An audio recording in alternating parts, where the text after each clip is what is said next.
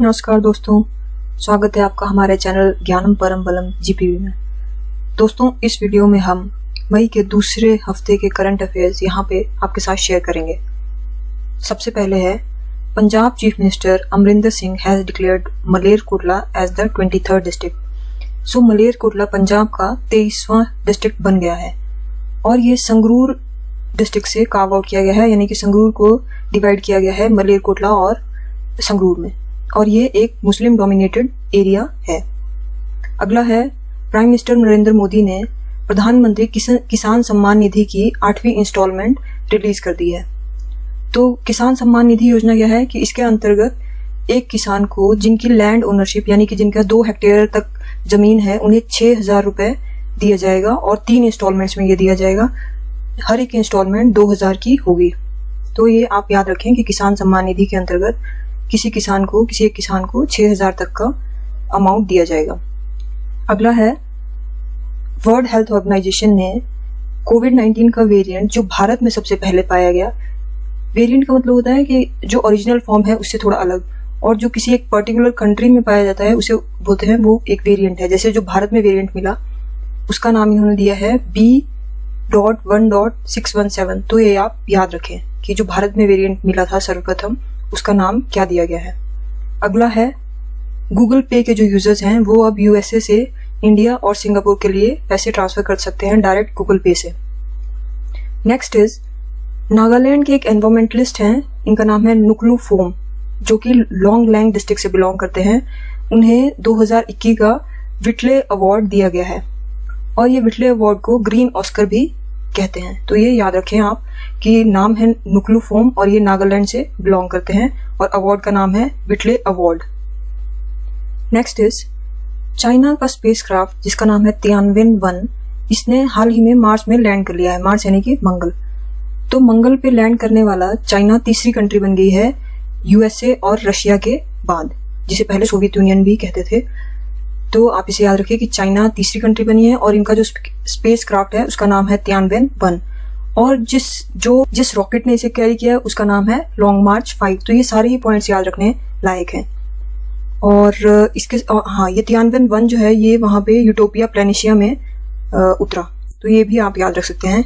इसके साथ साथ चाइना के जो अदर स्पेस प्रोग्राम हैं, जैसे कि चंद्रमा पे इनके प्रोग्राम का नाम है चैंग-ई 5, और जो चाइना का परमानेंट स्पेस स्टेशन होगा उसका नाम है तियानहे। तो ये सारे ही आप याद रखें, तियानवेन-1 मार्स के लिए, चैंग-ई 5 मून के लिए और तियानहे इनका परमानेंट स्पेस स्टेशन। इसके साथ साथ आप ये भी याद रख सकते हैं कि यूएई का जो मार्स मिशन है उसका नाम है होप।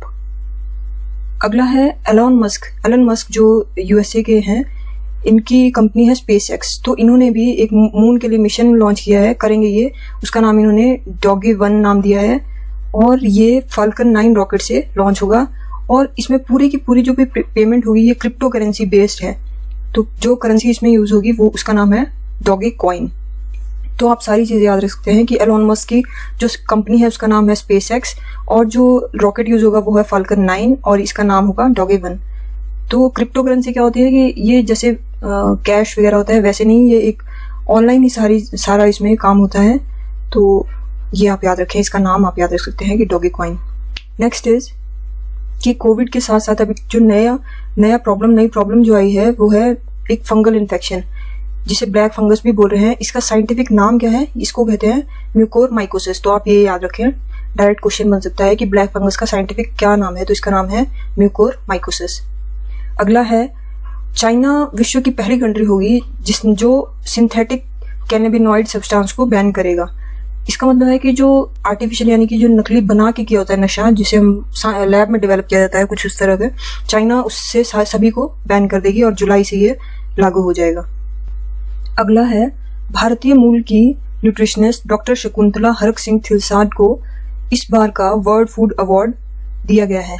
तो इन्होंने बेसिकली सी फूड के ऊपर काम किया है। तो आप इसे डायरेक्ट याद रखिए कि शकुंतला हरक सिंह थिलसाड इनका नाम है और इन्हें वर्ल्ड फूड अवार्ड से नवाजा गया है।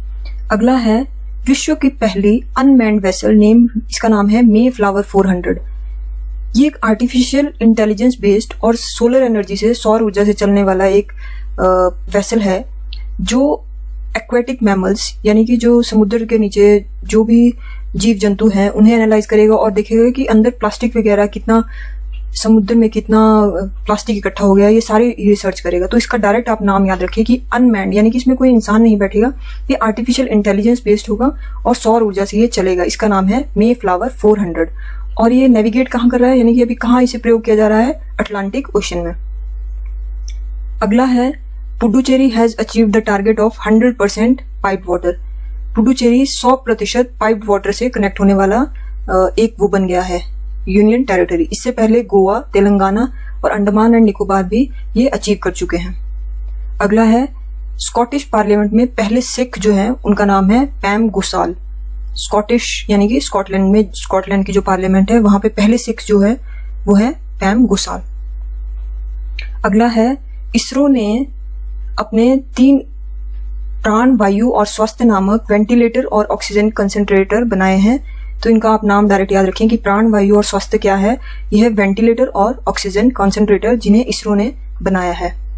अगला है न्यूजीलैंड की प्राइम मिनिस्टर जसिंडा आर्डन को विश्व के वर्ल्ड 50 ग्रेटेस्ट लीडर में इन्होंने टॉप किया है। ये एक फॉर्च्यून मैगजीन जो है उसने ये लिस्ट जारी की है और इसमें जसिंडा आर्डन नंबर 1 पे रही है। इस मैगजीन ने विश्व के जो 50 ग्रेटेस्ट लीडर है उनकी लिस्ट जारी की है।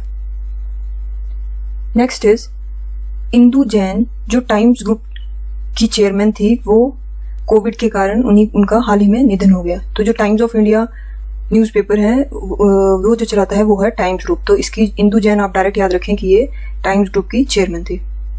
इसके साथ साथ वी चंद्रशेखर का भी निधन हो गया है कोविड के कारण और ये 3 बार के नेशनल टेबल टेनिस के चैंपियन थे। अगला है केरला की ओल्डेस्ट सर्विंग एमएलए गौरी अम्मा। आपसे डायरेक्ट एग्जाम में पूछा जा सकता है कि गौरी अम्मा किस फील्ड से संबंधित थी। तो ये एक पॉलिटिशियन थी और 102 साल की थी। तो इनका भी हाल ही में निधन हो गया है। अगला है एमके कौशिक, ये पूर्व हॉकी कोच थे, इनका भी कोविड के कारण निधन हो गया है। अगला है 12 मई को इंटरनेशनल नर्स डे मनाया गया। तो ये नर्स डे हर साल 12 मई को मनाया जाता है और इस दिन फ्लोरेंस नाइटिंगेल इनका जन्म तिथि होती है और इसीलिए इसे नर्स डे के तौर पे मनाया जाता है। और फ्लोरेंस नाइटिंगेल को लेडी विद द लैम्प भी कहा जाता है। और इस बार नर्स डे की थीम है a voice to lead a vision for future health care. तो आप डायरेक्ट याद रखें कि 12 मई को नर्स डे मनाया जाता है और फ्लोरेंस नाइटिंगेल के बर्थ एनिवर्सरी होती है इसलिए इसे मनाया जाता है और इस बार की थीम भी इम्पोर्टेंट है। अगला है नेपलिस क्लाइंबर कामीरीटा। इन्होंने कामीरीटा जो नेपाल के हैं, इन्होंने 25वीं बार माउंट एवरेस्ट की चढ़ाई की है और इससे पहले भी इन्हीं का रिकॉर्ड था सबसे ज्यादा बार माउंट एवरेस्ट पे चढ़ने का। तो इन्होंने अपना ही रिकॉर्ड ब्रेक किया है। Next is international film festival जो हुआ न्यूयॉर्क का, इंटरनेशनल फिल्म फेस्टिवल न्यूयॉर्क। इसमें अनुपम खेर को बेस्ट एक्टर का अवार्ड दिया गया है इनकी शॉर्ट फिल्म हैप्पी बर्थडे के लिए। Next is national technology day 11 मई को हर साल मनाया जाता है। तो भारत का टेक्नोलॉजी डे होता है 11 मई को। तो 11 मई के दिन क्या हुआ था कि इस दिन पोखरण में जो भारत ने न्यूक्लियर टेस्ट किया था वो सक्सेसफुल हुआ था 1998 में। तो और जो पोखरण टेस्ट था उसका नाम था शक्ति 1। तो आप इसे डायरेक्ट याद रखें कि 11 मई को नेशनल टेक्नोलॉजी डे होता है और पोखरण में हमारा न्यूक्लियर टेस्ट हुआ था इसलिए इसे मनाया जाता है और जो टेस्ट था उसका नाम था शक्ति 1 या फिर ऑपरेशन शक्ति भी इसे कहते हैं। अगला है कि वर्ल्ड बैंक की एक रिपोर्ट के अनुसार इस साल भारत को सबसे ज्यादा रेमिटेंसेस रिसीव हुए हैं। रेमिटेंस का मतलब होता है कि जैसे अगर कोई भारतीय बाहर है, किसी दूसरे देश में काम कर रहे हैं, किंतु वो जो पैसा भारत में अपने परिजनों को भेजते हैं या किसी और चीज के लिए भेजते हैं, तो जो यहाँ भारत में उसे रिसीव कर रहे हैं तो उसे रेमिटेंस कहते हैं। तो भारत के लोग सबसे ज्यादा रेमिटेंस रिसीव करते हैं। तो इस साल भारत को ये रिसीव हुआ है 83 बिलियन USD यानी कि US डॉलर और ये पिछली बारी से सिर्फ 0.2% घटा है कोविड के कारण। और भारत के बाद नेक्स्ट नंबर पे आता है, दूसरे नंबर पे है चाइना।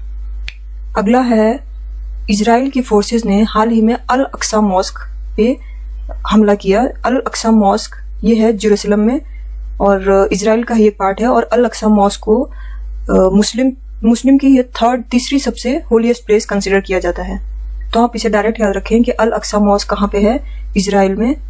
और हाँ, इजराइल पे हमास ने हमला किया था। हमास पैलेस्टीन और इजराइल का आपस में अभी हाल ही में ये चल रहा था, युद्ध एक चल रहा था।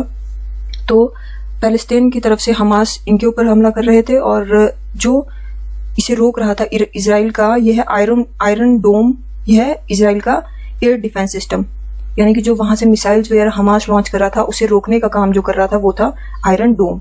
तो ये 2-3 क्वेश्चंस आपने इसमें याद रखने हैं कि आयरन डोम इजराइल का डिफेंस सिस्टम है और अल अक्सा मॉस्क कहाँ पे है, ये इजराइल में है। अगला है कि ईरान ने फरजाद बी गैस पाइपलाइन को पेट्रोपार्स, जो इनकी लोकल गैस प्रोड्यूसर कंपनी है, उससे दे दिया है। इसे बस आप डायरेक्ट याद रखेंगे फरजाद बी गैस फील्ड कहाँ पे है, तो यह है ईरान में सॉरी। तो ये इसलिए इम्पोर्टेंट है कि भारत इसमें पहले निवेश कर रहा था। भारत की ONGC विदेश लिमिटेड जो है वो उसने इस फील्ड को निकालना खोजा था, लेकिन अब ईरान ने इसे अपनी ही एक कंपनी को इस प्रोजेक्ट को दे दिया है, तो ये याद रखें। अगला है साइक्लोन ताउते, जो अभी हाल ही में आया है, तो इसने गुजरात में इसके कारण काफी नुकसान हुआ, और ये इसका नाम ताउते किसने दिया था, म्यांमार ने। और ताउते बर्मीज भाषा में एक लोकल छिपकली को इसे छिपकली का नाम होता है ताउते, तो उसी के नाम पे ये नाम इसे दिया गया था। अगला है 31 मई को हर साल नो टोबैको डे मनाया जाता है, तो ये डायरेक्ट आप याद रखें कि 31 मई को नो टोबैको डे होता है, और इस बार की थीम थी कमिट टू क्विट। अगला है कोरोना वॉरियर्स को अगर मास्क और PPE किट को दोबारा यूज करना हो तो उसके लिए डिसइंफेक्शन प्रोसेस एक नई बनाई गई है जिसका नाम दिया गया है वज्र कवच। इसके तहत अल्ट्रावायलेट रे से उसे डिसइंफेक्ट किया जाएगा, मास्क और PPE किट को। नेक्स्ट इज CBSE की एक नई ऐप जिसका नाम है दोस्त फॉर लाइफ, इसे लॉन्च किया गया है। ये पेरेंट्स और बच्चों दोनों के लिए ही है, जिससे उन्हें साइकोलॉजिकल काउंसलिंग दी जाएगी। तो ये ऐप का नाम है दोस्त फॉर लाइफ। अगला है कि हाल ही में सोलन डिस्ट्रिक्ट, हिमाचल का जो सोलन डिस्ट्रिक्ट है उसकी बलजीत कौर और राजस्थान की गुणबाला शर्मा पहली भारतीय महिलाएं बनी हैं जिन्होंने माउंट पोमोरी इस पे चढ़ाई की है। तो ये माउंट पोमोरी नेपाल की एक चोटी है। तो माउंट नुप्से, माउंट पोमोरी, माउंट लोत्से और माउंट एवरेस्ट, ये 4 मिलके इसे कहते हैं एवरेस्ट मैसिव। तो आप डायरेक्ट इनका नाम याद रखें, बलजीत कौर और गुणबाला शर्मा, और जिस पे चढ़ाई की है वो है माउंट पोमोरी। इसके साथ साथ आप एक प्रियंका मोहिते का भी नाम याद रखें जो सतारा महाराष्ट्र से है, और इन्होंने हाल ही में माउंट अन्नपूर्णा की चोटी पे इन्होंने चढ़ाई की है, जो कि विश्व की 10वीं सबसे ऊंची चोटी है, और ये पहली भारतीय महिला है जो अन्नपूर्णा की चोटी पे चढ़ी है। इसके साथ ये वीडियो समाप्त होती है। Thank you very much.